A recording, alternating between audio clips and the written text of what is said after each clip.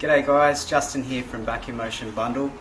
Today we're going to go through how to set up your workstation. A poor workplace setup can lead to neck pain, shoulder pain, headaches and lower back pain. Step 1. The chair. The first aspect to look at is your seat height. Raise or lower your chair so the desk height is slightly below the level of your elbows. If your feet are now off the floor, use a footstool to rest your feet on. This is always the first step unless the desk height is adjustable. If your desk height is adjustable, adjust the chair so your feet are comfortably on the floor. Your thighs are approximately horizontal and your shins are approximately vertical. Think hips and knees at 90 degrees. Then bring the desk down to your elbow height. Step 2. The backrest. Move the backrest to locate the lumbar support in the curve of your lower back. Lock the backrest into place. The backrest should be tilted slightly off the vertical. If your chair does not have a lumbar support, you may need an external device such as an obus form or lumbar D-roll.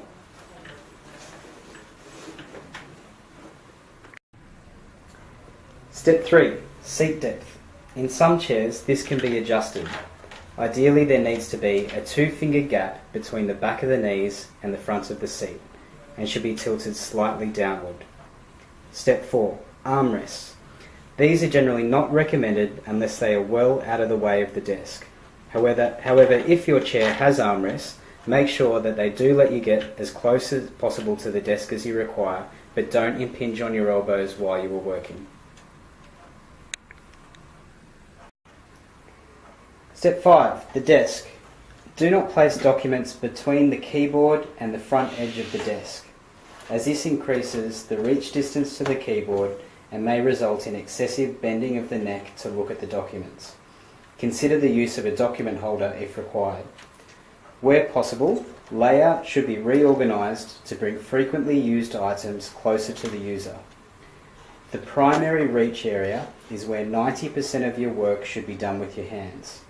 The secondary reach area is where only 10% of your work should be done, as this requires reaching forwards and poor neck and shoulder position.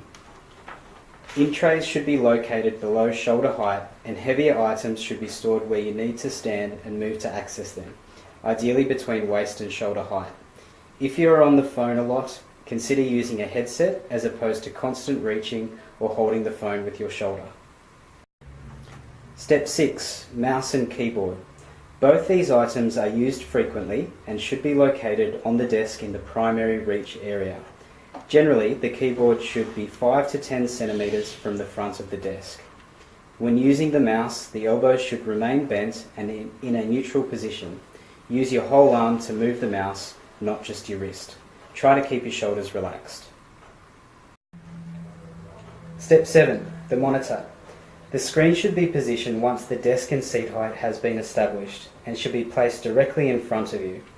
The screen should be positioned so the top of the screen is in line with or slightly lower than the level of your eyes when you are sitting upright. The monitor should be at least a full arm's length away from your seated position. Tilt the screen to avoid glare and be sure to adjust the brightness and contrast to avoid eye strain. If vision or readability is still not good, an eye test may be required. Step 8. Posture. All this counts for nothing if you're slouching in your chair, so try to find a prompt or reminder such as clicking save on your computer or answering a call to correct your posture. Stand up and move around every 30 to 60 minutes and take a visual break every 20 minutes by focusing on something far away.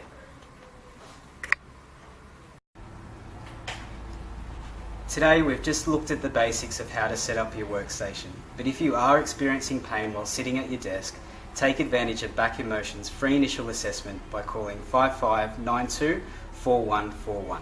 See you next time.